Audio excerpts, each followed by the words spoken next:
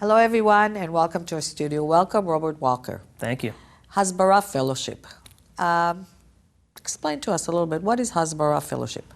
So Hasbara Fellowships and Hasbara Fellowships Canada is actually the country's largest grassroots pro-Israel campus advocacy organization. So we were created 15 years ago, and we're active on every campus in the country. And what we do is we train, empower, and educate pro-Israel student leaders, helping them to be ambassadors for Israel on their campuses and colleges and even high schools, helping them to not only combat anti-Israel propaganda like BDS, but really helping them to become leaders and really helping them to challenge a lot of the anti-Israel propaganda that's out there, and fundamentally reaching the tens of thousands, hundreds of thousands of university students in Canada who are open-minded, who want to learn, but just need to hear from us. So, I mean, do you actually go into the universities? Yeah, and absolutely. have booths, and I'm just trying to understand how do you actually take the step to go. I mean, let's pick up, I don't care, and you pick up the university. I always go to the same one, but let's pick up, we'll just try with one and we'll go to other university, but let's pick up York University, because unfortunately we have the most problems with York University. I mean, our students do. So how do you go about, relieving their fear and helping our students first in, a university like York University? So, I mean, like I said, we've been around for 15 years, and we've been there from the ground up. We really pioneered, in a sense, pro-Israel activism in Canada before there even was a BDS or Apartheid Week. So essentially what we do is we connect with the pro-Israel student leaders who are there.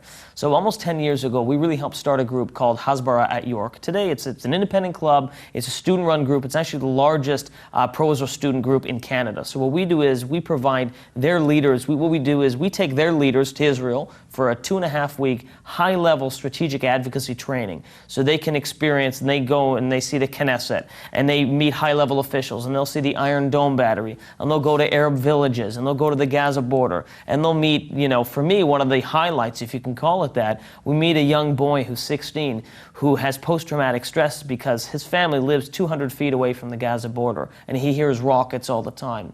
Or we go... Just rocket doesn't hear the tunnels. Right. I mean, he's right on the... Right. That was the problem. They kept hearing digging. Nobody believed them.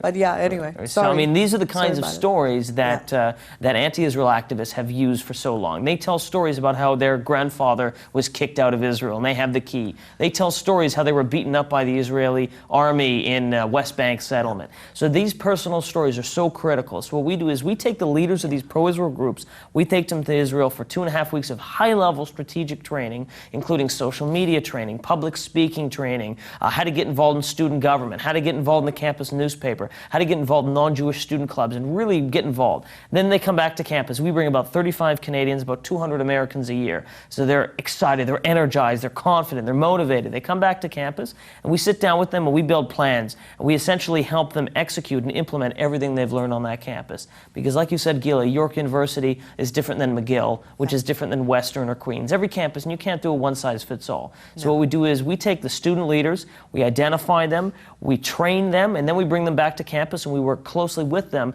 on really helping them put into action everything that they've learned. That's beautiful. I see a lot of the universities, and we're going to leave York University alone for now, that a lot of students, and I mean, you see it in the media, that a lot, students are saying, yeah, Israel is apartheid, and they don't even know anything about it. How do we reach those students that are, I'm sorry to say, it's a terrible word, but they're ignorant about, what Israel is all about? How do we reach those students? Right. Rather than, our own, pro-Israel, the Jewish students. We need to reach those other students that know nothing about Israel, that believe the lies that they hear. How do we reach those students? How do you do that? So there's really two groups. I mean, you've got, the surveys and the numbers we have show as follows.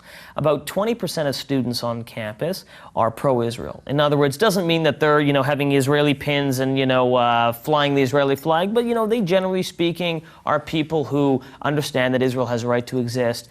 They think that the Jewish people have a right to exist in their homeland. So these are Jews and just people who, who are on the, on the pro-Israel side. Then you've got about 10% of students which are anti-Israel. So these are students who don't believe that Israel has a right to exist, etc. But in the middle, you've got 70% of kids, 7 out of 10, who they might have an opinion. They might think that Israel's not good doing this or not doing that. But generally speaking, they haven't formed an opinion. And so within that, there are a whole bunch of different numbers. But the idea is that the vast majority of students haven't formed an opinion yet. So on one hand, you've got pro-Israel, anti-Israel, but you've got the vast majority in the middle who we just simply haven't engaged. And those are the kids who are going to be the future members of parliament, lawyers, judges. These are the people, the future decision makers of tomorrow. And if we don't get them today, then our opponents, those people who are demonizing and delegitimizing, and they are, and they have been getting them. They've been doing this for 40 years. So they've been working very, very hard at poisoning the minds of the next generation of influencers. And it's so critical that we reach out to them. Boy, we're having a problem. So, tell me, what happened to in McGill University with the BDS?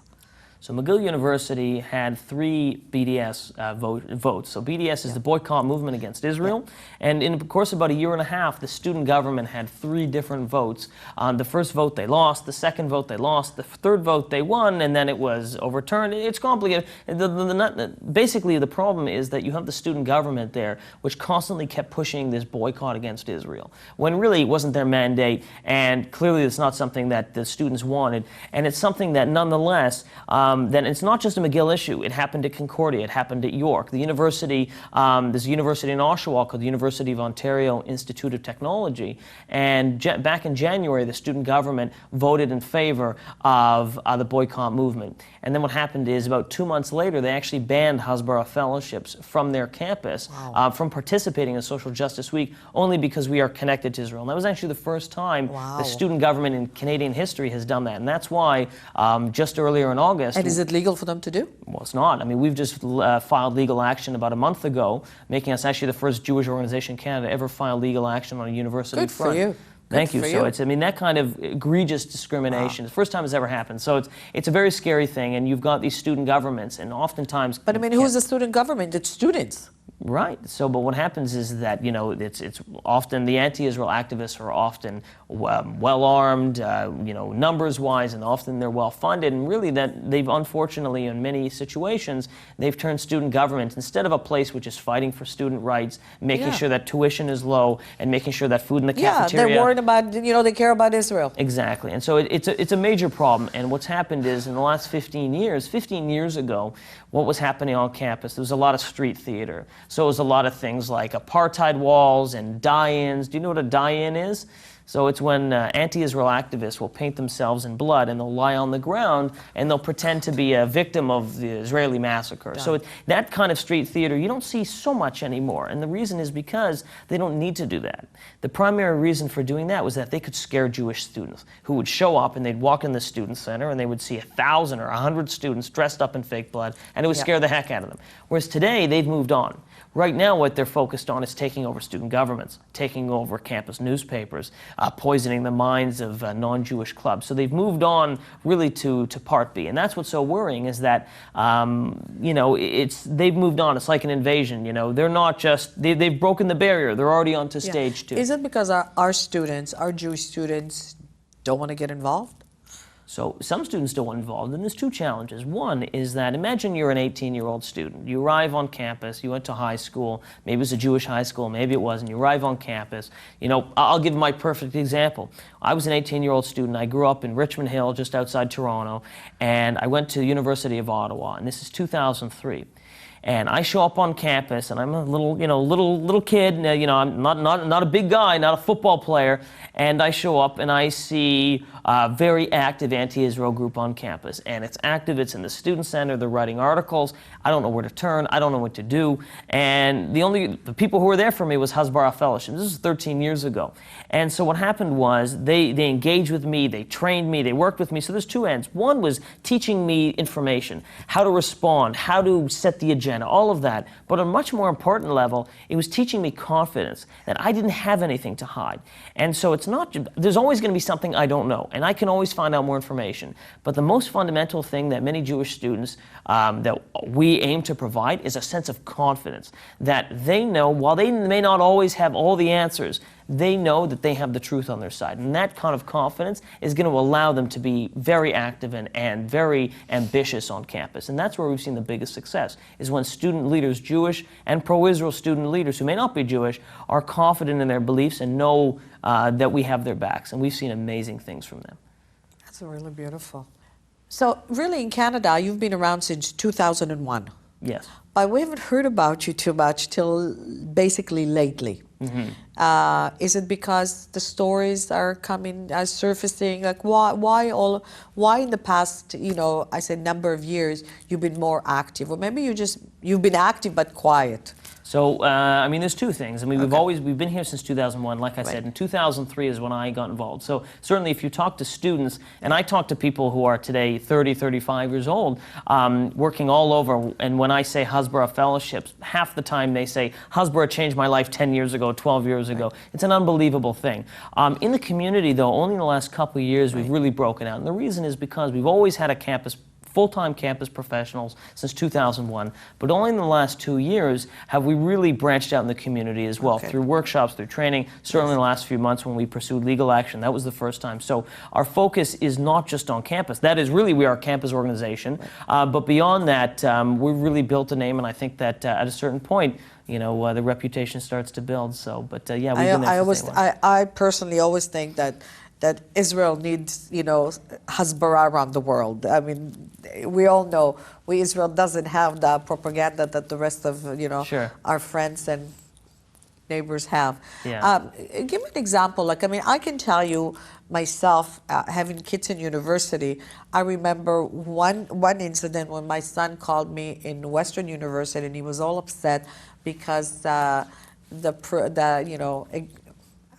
I don't know what to call them. I don't know what organization they were, but they were putting signs, anti-Israel signs, posters on the walls, and he was so upset. He was going around taking them down, and he didn't, like, he called home. He didn't know what to say. He didn't know who to turn to. So, in one way, I'm very happy that there is, such an organization as yours to help our students. But what are some of the stories that the students that you've helped? Right. So, I mean, I'll say one thing. I mean, right now we have 2 full-time staff in Canada. It's a big country. There's, a couple dozen campuses that we're active at. So we do a lot. We punch way above our rate, but certainly, I mean, there are situations where I wish we had, 3, 4, 5, 6, 8, 10 staff. So that's certainly something moving forward, I think, is the plan. So, I mean, we have some unbelievable stories. We have a student who's on a campus, and I don't want to give away too many details, but this student is not Jewish. Neither of their parents are Jewish, and their father is an Arab Muslim who is very anti-Israel. And this particular student has to, I mean, just imagine how the amount of courage that the student has to show being involved in pro-Israel campus life with Hasbara fellowships. I mean, these are students who are unbelievable, who can't even find a safe space at home. We have another student, for example, this UOIT out in Oshawa, where we're suing the student government. This is a student who, she's alone.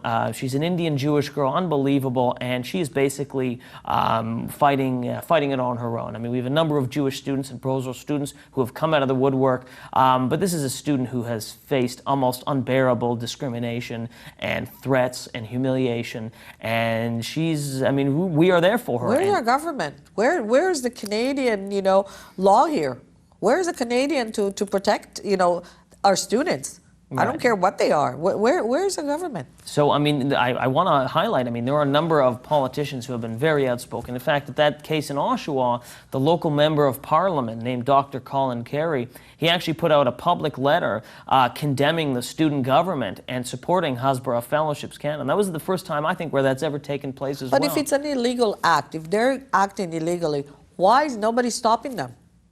Right. I mean, someone needs to file legal action, so that's what we've done. But I'm saying, why is only Hasbara? What I'm trying to say, there's a Canadian government, there's, we have a legal system that if somebody does something illegal, like, where are they? Like, it seems like we're supposed to be on our own. So, I mean, I can only speak for ourselves, but when we see a problem, I mean, it's important to act. I mean, you can't be afraid to rock the boat. When you see a problem, you have to act on it. And so one of the things that we've done in the last few months on the legal side is we're developing a legal task force. And what that is these are lawyers, Jewish and non-Jewish, from across Canada who see what's happening on campus. They're worried, they're angry, they're upset, they're afraid, and they're volunteering their time to help students directly, whether it's writing letters, whether it's documenting, whether it's filing action. And in fact, the lawyer who filed the action recently for us at that university is a past student of ours from 12, 13 years ago. And this came about because this particular lawyer read about what happened 6 months ago, reached out to us and said, Hasbara changed my life and I want to give back. So it's an unbelievable thing, but people are coming out of the woodwork and they're supporting it and they're seeing how critical it is because they know that... We have to help our students. They're the future. You know, if they're scared to go to university and if they're being hassled just because of who they are, yeah, we need. So let's talk about what do you need from a community now? Right. What do you need from us? So certainly, I mean, we need people's voices heard. You know, reach out to me, R. Walker at hasbarafellowships.org.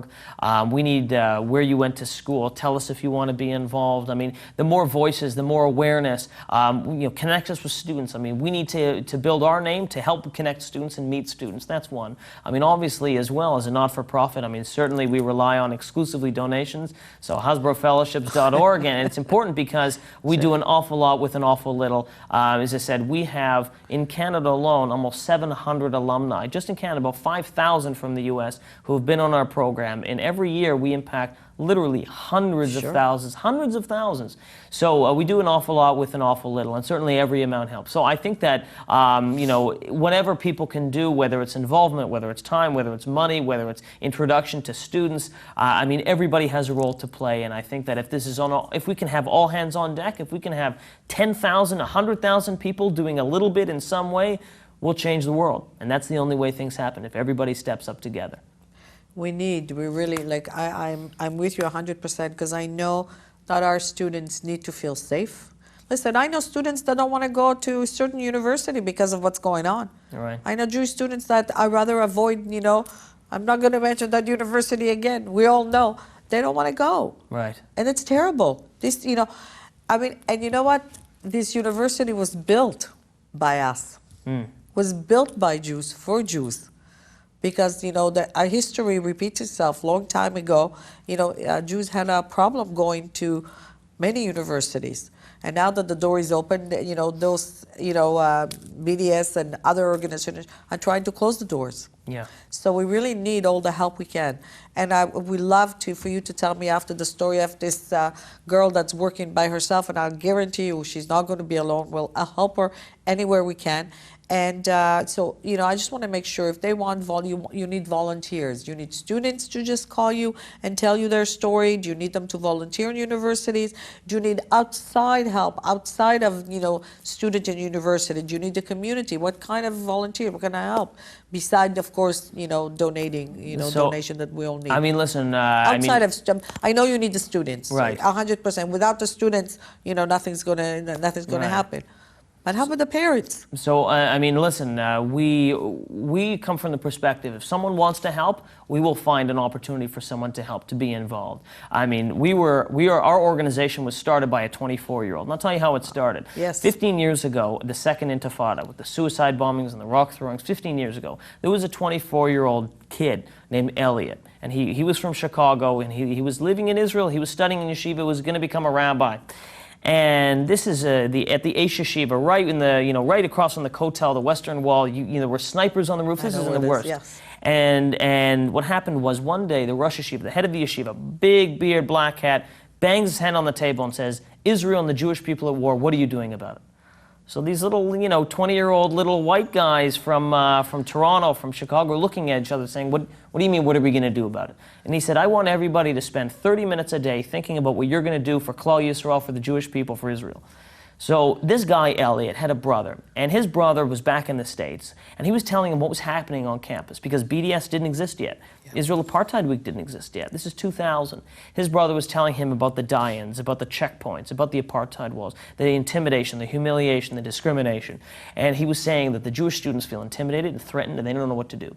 So he brought that back, and Elliot had this idea and said, we need to train these Jewish students. We need to bring the top leaders. We can't bring everybody, but let's bring the top leaders to Israel for 3 weeks of training, bring them back empowered, and then work with them on campus. He went back, and they brought that message back, and Hasbara Fellowships was born. And that was from a 24-year-old's idea. And today, that 24-year-old is now our executive director, Elliot Matthias. And it's a powerful story because Who's going to Sure listen to a is. 24-year-old pisher? But a good idea is a good idea. And when someone Absolutely. wants to be involved, it's the only way, is that there are far too few Jews and far too few of us to pick and choose. So we need everybody to do something and to be involved. And so email me. Again, it's rwalker@hasbarafellowships.org or 647-460-4248. Really, anytime, day or night. And we want people to be involved because if there's only, this many of us involved, we can really do so much, but we can change the world, but we need everybody to be a part of it. Good for you. Good for you for taking such a cause. I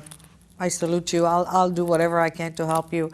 Anybody wants to help Hasbara, I think it's so important. I'm actually the one that reached out to Robert because when he sent me an email, I thought it was so important for the community to know what you're doing and to reach out to you. And I hope you do. All I can say is come back, tell us what's going on, and good luck with the court case. Anything we can help you, you let us know, and we will help. Will do. Thank you for having me. Thank you for coming. And I will say goodbye to you, and I'll see you next week.